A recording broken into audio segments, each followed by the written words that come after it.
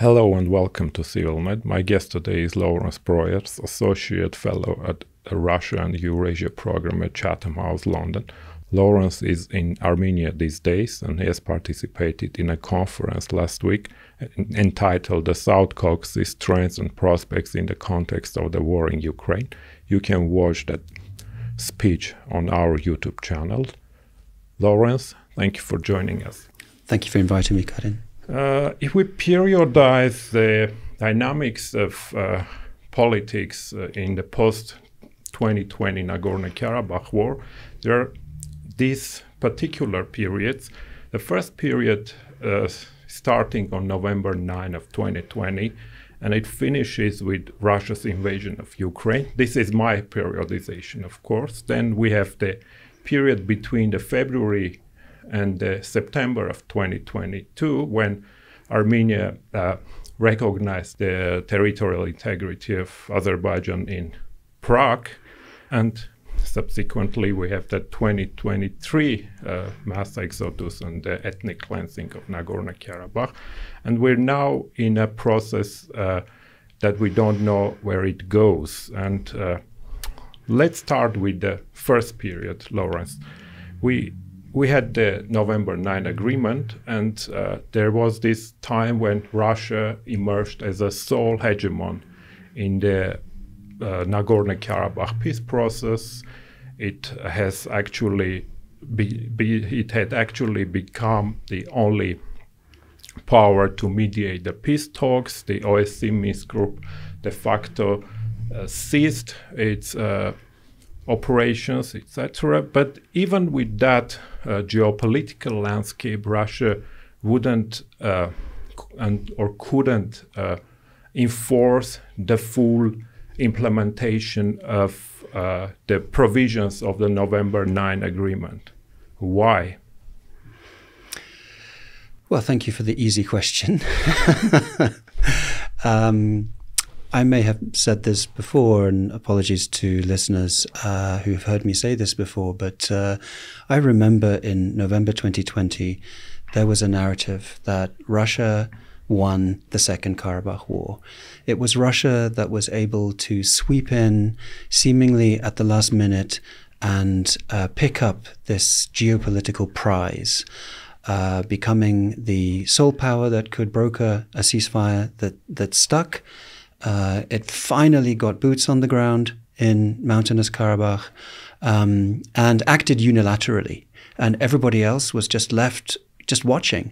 Within hours, peacekeepers were arriving in Karabakh. But to my mind, and I tried to express this at the time, that was a dramatic escalation of Russian commitments to a situation that was going to be inherently unstable because Russia truncated Azerbaijan's victory.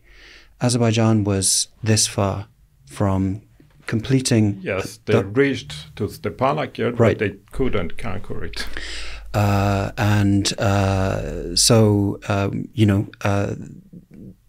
That left Russia, I think you could put it this way, in charge of a situation that it did not control. So the outcome of that situation was the one thing that Armenia and Azerbaijan had always agreed on, which is that they didn't want a Russian monopoly on managing the peace process between them. If there was one thing that Baku and Yerevan had shared a kind of negative consensus on, that was the issue. And yet the 10th of November 2020 ceasefire statement resulted in precisely that outcome. So in that sense, it was always going to be inherently unstable. Azerbaijan was never going to stand by this agreement. I think there was a sense in Baku that we need to agree with this for now. This is a provisional, tactical move, pending different conditions where we can pursue our wider goals.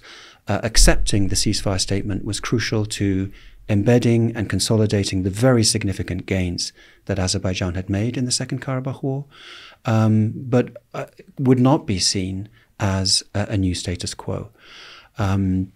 So in that sense, I would argue that you could see the ceasefire statement as an example of Russian overreach, overextension, committing itself to making a hegemonic claim that it couldn't back up. Yes, and the implementation of a November 9 agreement was not Russia's failure only, but also Armenia's and Azerbaijan's failures. You mentioned the truncated victory of Azerbaijan. Of course, Azerbaijan was not happy with the outcome of the war, because if there was not Russia's mediation or interference, the war would have stopped elsewhere, not in Shushi. And what we have observed is that Azerbaijan continued the aggression even after the November 9 agreement, and they took captives, they took new lands, the remaining piece of the Hadrut region, and they also failed to implement some other provisions like the exchange of all prisoners of war, all the captives. They failed to also provide the free passage through. So although the Lachin corridor was controlled by the Russian peacekeepers, but after February of 2021, there was this limitation on foreign citizens to travel to Nagorno-Karabakh. And Armenia's side, we see that Yerevan eventually stepped away from providing that free passage, whichever you call it, a corridor or a communication between the mainland Azerbaijan and Nakhichevan. So, and we have come to the point when Russia invaded Ukraine with this unfulfilled situation, unfulfilled November 9 agreement. How the situation could evolve even after Russia's invasion of Ukraine if the parties had sticked to the implementation of the November 9 agreement, you think? Well, I think you can see the ceasefire statement and Russia's whole approach as an effort to introduce the architecture of a frozen conflict into, to reintroduce the architecture of a frozen conflict into the situation. You have a small, completely dependent, residual Nagorno-Karabakh Republic under the supervision of the Russian peacekeepers, and you have mediation infrastructure, the working group that was set up under the vice prime ministers on infrastructure, and a kind of postponing of the core issue, which still existed at that time, the issue of status and what would the eventual status of Nagorno-Karabakh be, and the rights of the population there. So the way I see it is that there was a progressive dismantling of the ceasefire statement, sort of piece by piece. I think we also need to consider that the ceasefire statement itself lent itself to conflicting interpretations. Just 9 articles, minimalist text. Yes, it was less than an agreement, peace agreement, but more than an armistice deal. Absolutely. If you compare it to the agreement that was signed on the 12th of May in 1994, which is just, 1 or 2 sentences, you actually see in the 10th of November 2020 ceasefire statement a very ambitious plan for the transformation of the South Caucasus, but in this absolutely minimalist language. So that lent itself to a situation where the sides would interpret the language differently, and we've seen that in almost every example, whether we're talking about the withdrawal of Armenian forces from Nagorno-Karabakh. This was interpreted radically differently, in radically different terms in Azerbaijan and in Armenia. The meaning of Article 9, the meaning of unimpeded access between mainland Azerbaijan and Nakhchivan lent itself to very different interpretations. So to come back to your question, I think Russia's invasion of Ukraine suddenly made that outcome of a new frozen conflict less likely, and it created many new opportunities for Azerbaijan, I think, to accelerate a strategy of coercive diplomacy and to pursue the completion of its truncated victory in 2020. What's interesting is that within a very short period of Russia's invasion, we see both the escalation in mountainous Karabakh, and we see Azerbaijan putting forward its 5 points for a peace plan. So we see this kind of mix of diplomatic initiative and, on the other hand, the use of force to take it forward. As the war in Ukraine unfolds, and we see that Russia is becoming embedded in a quagmire, this, I think, again shifts the balance of power and forces a kind of a reevaluation in Moscow of its alliances and preferences in the South Caucasus. And I think this is what contributes to, over the long term, this very significant shift that we see in September. And actually just a little bit before that, in July, at the trilateral meeting of the foreign ministers in Moscow, where Sergei Lavrov, the Russian foreign minister, articulates a position that is much closer to Azerbaijan's position. And we see this very significant shift from freezing the conflict to the integration, as it was then discussed, of Karabakh Armenians into Azerbaijan. So I'm not sure if I might have jumped ahead, because I know you want to talk about September. Many people in Armenia and in Russia blame the Armenian government for Moscow's changed politics regarding this issue. Yes, there has been a consistent narrative that Vladimir Putin wants to punish Armenia, and specifically Nikol Pashinyan, for the Velvet Revolution, because after all, Nikol Pashinyan is exactly the kind of politician that Putin doesn't like, a street democrat who's come to power through, well, we don't call it a color revolution, through a Velvet Revolution, a civic uprising in Armenia.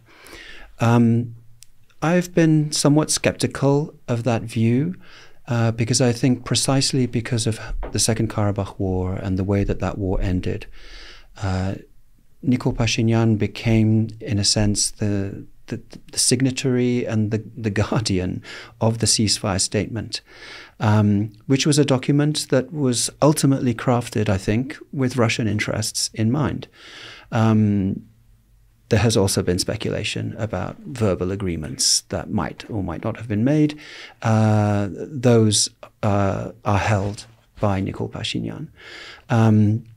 So I think what we see is that from a Russian perspective, Nikol Pashinyan serves as a kind of example of, and this is a Russian narrative, of course, that I'm talking about now, of an unsuccessful democratic transition. There has always been an effort to punish democratic transitions, or to show that they end in instability and chaos, whether that was the August War in 2008 following the Rose Revolution in Georgia, whether that was the Euromaidan and the annexation of Crimea in Ukraine, and now we see that the Velvet Revolution has also, ended in disaster. And I think, that does play to a Russian narrative, but I'm not sure that there is a desire for a change of regime here in Armenia, in the Kremlin. I think Pashinyan is still seen as a more desirable interlocutor than representatives of the opposition, who lack any kind of popularity at present in Armenia. So this is totally another topic, because in Armenia we are stuck in this dialectical interdependence of the opposition and the ruling party without an alternative in the political spectrum. But I want to jump back to our conversation regarding the peace process. So we have Russia since 2020 emerging as a hegemon in the negotiation and mediation process.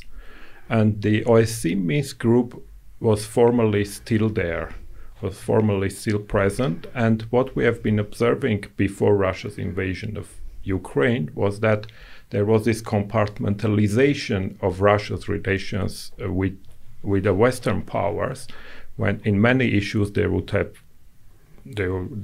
disagreements, but when it came to Nagorno-Karabakh, they acted somehow in harmony, in concert. Is that any possible now that big powers that have vested interest in this conflict can come to some sort of compartmentalized policies regarding Armenian-Azerbaijani peace process? Yeah, I mean, the Minsk group symbolized compartmentalization more perhaps than any other institution, and it was a casualty of the Russian invasion of Ukraine. The co-chair ceased to communicate as a common entity after that time, and we saw the emergence of a fractured mediation context with Russian and Euro-Atlantic tracks competing with one another. I think both of these tracks were essentially rejected by Azerbaijan in September of last year, both the frozen conflict option put forward by Russia and the governance option, as I would put it, put forward and advocated for by Brussels and Washington. Now, whether today these powers can come to a sort of recompartmentalization of their relations in the region, I think it's very difficult to say, not least because I think a Russian-Western divide or binary is no longer adequate to understand the geopolitics of the region. One of the long-term trends that we can date back to the Second Karabakh War and even before that is the re-emergence of Middle Eastern actors in the South Caucasus. I say re-emergence because, of course, the South Caucasus was an integral part of the Middle East until the 19th century. The 2020 war was the first indication of Turkey's involvement in the post-Soviet Union area, in the Russian and the sphere of Russian interests, the so-called near abroad. Yeah, I think it was at least symbolically very significant that Turkey secured this presence in the ceasefire monitoring center in Kiamedinli near Agdam, shared with Russia, even if the role of that ceasefire monitoring center has been pretty invisible. Still, let alone the mercenaries that they brought to the battlefield. Yeah. So I know Vikin Chaterian has written and spoken about this, how the Second Karabakh War essentially brought and made salient in the South Caucasus a range of actors from the Middle East, from Turkey, Iran, Israel, of course, and Syrian mercenaries, as you mentioned. So in that sense, we see an even greater fragmentation of the South Caucasus, not just between Russian and Western interests, but between the interests of other regional powers. And in my writing, I've talked about this process of regionalization, how the Karabakh conflict provided an opportunity for regional powers to take this whole conflict and peace process out of a multilateral framework within the liberal international order and the OSCE, and to re-embed it in a regional framework where the regional powers broker and manage the conflict according to their interests. Yeah. And you could see that processes applying to the South Caucasus as a whole. This is expressed in the rhetoric around 3+3.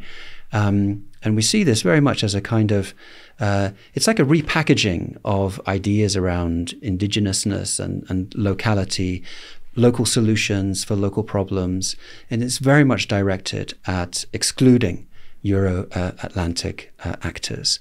And we see a precedent for that in the Astana peace process in the Syrian civil war, where again Turkey, Russia, and Iran found a way to accommodate their differences, the competition between them, and to orchestrate, to basically poach the peace process and exclude Western actors. So I think what we've seen since 2020 is an effort at regionalization, but it has been contested, not least by the Euro-Atlantic powers that tried to come back into the region, but also by the regional states themselves. Because in different ways, none of the South Caucasus states are signed up for a 3+3 regionalized paradigm. And one of the interesting things about the trajectory since Russia invaded Ukraine is that there has been much more space for local agency amongst the South Caucasus states. That has taken very different form, but we see accelerated trends in the pursuit of individual geopolitical strategies. So in Azerbaijan, that has been militarization, completing the victory from 2020, authoritarian renewal in the presidential election from February of this year. In Armenia, that has been about this pivot, downgrading relationships with Russia and Russia-led regional organizations, and upgrading relationships with not only Western powers but others, so a kind of commitment to multi-alignment.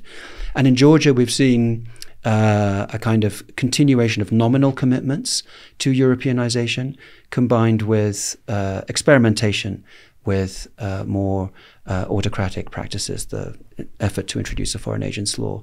But that was rejected by Georgian society, and now obviously Georgia has become a candidate member of the EU. So I think, yeah, as we were saying, there's a strong tendency to geopoliticize developments in the South Caucasus and to read the region in terms of the different foreign policy strategies of the surrounding powers. But there is always local agency, and this is what we've seen, I think, more of since Russia invaded Ukraine. Yes, what is ironical here is that despite all this regionalization trends, there is no single forum where all regional powers can get together. Even among the three Caucasian republics, Armenia, Azerbaijan, and Georgia, no forum exists out there. And of course, we have this more active role of regional powers like Turkey, Iran, Russia. At the same time, we have witnessed the increased activity of the European and the Western mediation, which was not that fruitful. And what we see now at the moment is that the Armenia-Azerbaijan peace process has become somewhat bilateral one, without mediators. Can it be successful given the imbalances between the two countries, and especially the military imbalances, this shatter geopolitical regional dynamics between Armenia and Azerbaijan? How successful can it be? And if the peace is achievable anyhow? I would agree with you that we seem to be in a kind of post-mediation phase now of the peace process between Armenia and Azerbaijan. The various mediators of yesterday are in disarray for different reasons, and we appear to be at a kind of bilateral dynamic, which, as you say, is characterized by a very strong military asymmetry. And that can lend itself to a situation where one side is issuing ultimata to the other, and agreements are basically being extracted in that way. And I mean, that's not necessarily that's not a formula for a long-term sustainable peace. I would want to kind of focus on the internal dynamics and particularly the issue of legitimacy, that we tend to have seen over the history of this peace process that when leaders owe their legitimacy to military victory in the conflict, that does not work in favor of the capacity to negotiate a peace agreement. And I think what's very significant is that military victory and a kind of a strongman legitimacy is Azerbaijani President Ilham Aliyev's new brand. And we haven't seen any transformation in the discourse. For instance, the latest speech given in Stepanakert at Novruz replicated many of these same kind of conflict tropes. So I'm concerned that we just don't see a capacity to move away from a conflict strategy. We see continued dependence on the projection and performance of the conflict as a key pillar of domestic legitimacy. And with that, it seems very unlikely that we'll arrive at a sustainable peace agreement. And a further point that I would make here is that I think many of the international diplomats often fixate on signatures on a piece of paper and on what's happening at the high table. But anyone who's committed to sustainable, long-term stability and peace is looking beyond the high table to processes ongoing in society, at the social terrain on which a peace agreement will land, and whether that peace agreement can survive in that environment. And unfortunately, I don't see an environment that would be receptive to any kind of agreement. So my fear is that we are entering a period of more protracted negotiations, potentially more escalations, more use of coercive diplomacy, rather than the final stretch towards the signing of an agreement. Because there is no motivation on the Azerbaijani side to strike a peace deal or any deal, since the legitimacy of the regime anchors on the nationalism, militarism, and irredentism. And so that's the sad reality of the situation. And Laurence, I want to talk a bit about the Western mediation. So what we saw during these last 2 years was the more active involvement of the European Union first, then the engagement of Washington, the United States, but something that didn't prevent the ethnic cleansing of Nagorno-Karabakh, despite all the statements, all the red lines, or so-called red lines by them. We saw the ethnic cleansing of Nagorno-Karabakh, and now we see that the West is somewhat stepped back or driven back from the process. The last meeting between the two leaders of Armenia and Azerbaijan under the Western mediation was in Washington last July, and Azerbaijan is just rejecting Western mediation. What can Armenia do in this situation? On one hand, we see the foreign policy shift towards West. On the other hand, we don't see anyone that can fill the vacuum, neither Russia nor the Western powers, no one. Yeah, it's a very, very challenging situation. On the one hand, one could argue that the restoration of deterrence is a key issue, and until there is a more effective deterrent against the use of force, that we could expect force to continue. And I guess it's a question of, as I was saying, looking beyond the Russian-Western binary. I guess what Armenia has to do as far as possible is to play to the interests of other powers who are against a new escalation of violence. So I think the role of Iran is quite significant here. Iran has made very clear its commitment to existing borders. So in that sense, yeah, Armenia needs a multi-aligned, multipolar foreign policy. With regard to the Western mediation, yes, it's unfortunately ended in failure. And I think one has to be very pragmatic and realistic about what one can really expect from Western powers. But as I've said before, I think while there has been very profound disappointment with Western powers in terms of how they've responded to escalations in Karabakh and the mass exodus in September of last year, there was a much more consolidated response to the cross-border strikes by Azerbaijan and Armenia in September 2022 that did result in a number of outcomes that Azerbaijan did not welcome, including the deployment of the EU mission to monitor the border. So interstate violence, I think, does have a different set of triggers, and it crosses different lines with regard to international responses.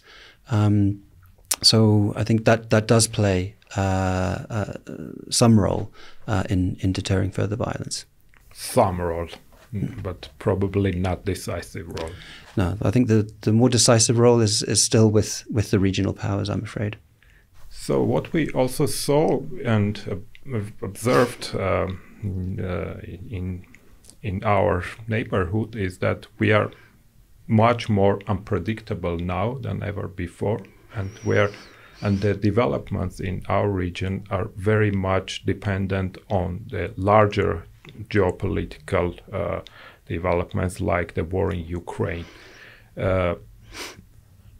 How the possible outcome of the Ukraine war could impact the processes in our region, in the South Caucasus. I mean, if Russia maintains some sort of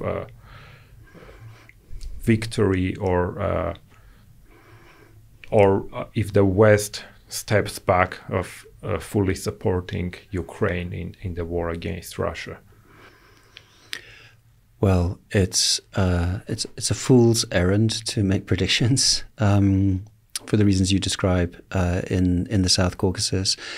My sense is that people here are fearful of both a strong Russia that would emerge stronger from the war in Ukraine, and a much weakened Russia. Obviously, even a weakened Russia is a tremendously powerful actor in the South Caucasus. And I think that there have been some, I think perhaps premature commentaries to the effect that Russia is leaving the South Caucasus. I would describe it instead as a kind of a managed decline, where Russia has been weakened, it is distracted, but it still has so many levers and entry points into the region that we can't talk about Russia leaving the region. In terms of the long-term trajectories, we've talked a lot about the dynamics of change that the war in Ukraine has resulted in. But I think we also see a lot of continuity. The different trends that I described in terms of the local national state strategies in the South Caucasus are all accelerations of trends that began before the invasion of Ukraine in 2022. So we can see the war in Ukraine as a kind of a catalyst and accelerator of pre-existing dynamics. And over the long term, I think we have to remember that the South Caucasus is still this fractured region where outside powers are operating at the limits of their powers and influence. And we see these, what you could see as two rival projects. One is the regionalization project led by the regional powers. And one is the sort of the westernization or the Europeanization project supported by the EU in particular. And I think what we'll continue to see is regional fracture with neither of these two projects being able to succeed. So I don't foresee arriving at a new equilibrium. in the South Caucasus, because I think there are sort of, the endemic, endogenous trends and dynamics in the region that make it, I think, very resistant to stability under external hegemony. It's also resistant to foreign policy autonomy for its constituent parts. And so the dynamics of the region play out as a result of the interactions between constrained hegemony and a kind of incomplete sovereignty of its regional states, and that's a formula for continued regional fracture. So continued fragmentation, rather than cohering around a stable hegemon, or the alternative to that would be genuine regionalism, bottom-up regionalism, increasing lateral ties between the region's constituent parts, and the development of a South Caucasus regional identity. But I think we're a very, very long way from that, unfortunately. Thank you, Laurence. My guest was Laurence Broers, Associate Fellow at the Russian Eurasia Program at Chatham House. Thank you for watching us.